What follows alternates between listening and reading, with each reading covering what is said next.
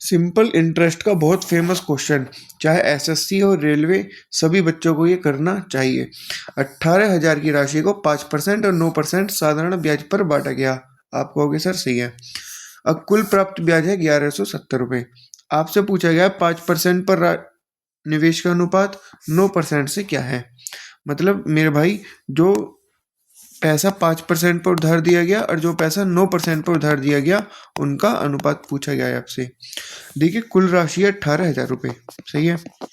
इसका पहला पार्ट बांटा गया 5% रेट पर और दूसरा भाग बांटा गया 9% रेट पर। क्लियर है। अब कुल प्राप्त ब्याज दिया गया है आपको 1170 रुपये। आप कहोगे सर सही है, कोई परेशानी नहीं है। अब हम इसमें जुगाड़ तरीका लगेंगे। देखिए 18,000 रुपये यदि ये भी 5% पर बांटा गया होता और दूसरा पार्ट भी 5% पर बांटा गया होता, सही है, तो हमें कितना ब्याज प्राप्त होता। सर आप कहोगे 18,000 का 5%, 18,000 का 5% हो गया 900 रुपये। क्लियर है। लेकिन ब्याज कितना प्राप्त होता है 1170। ब्याज प्राप्त हो रहा है मेरे भाई 1170 रुपये। 5% के हिसाब से कितना हुआ 900। तो ब्याज कितना अधिक प्राप्त हुआ 270 रुपये। अधिक क्यों प्राप्त हुआ, क्योंकि दूसरा वाला पार्ट 9% पर दिया गया, जिसे हमने 5% इंक्लूड किया, तो दूसरे पार्ट का 4% कितना आ गया, ये 270 रुपये। तो 4% की वैल्यू आ गई 270। तो दूसरा पार्ट क्या है अपने आप में 100% है, तो 100% की वैल्यू निकाल लेंगे हम।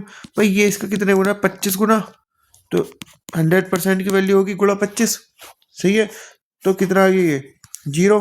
25 सत्ते 175, 17 25 दूनी 50 और 17 67। तो दूसरा पार्ट आ गया मेरे भाई 6750।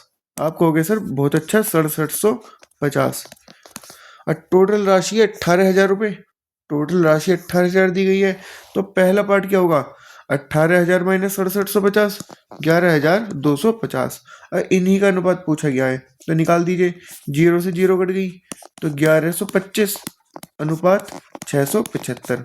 अब किससे कटेगा 25, 25 चौका 100 और 25 पंजे 125, 25 दूनी 50, 17 25 सत्ते 175, 9 पंजे 45 और 9 तिया 27। तो 5:3। Option number D.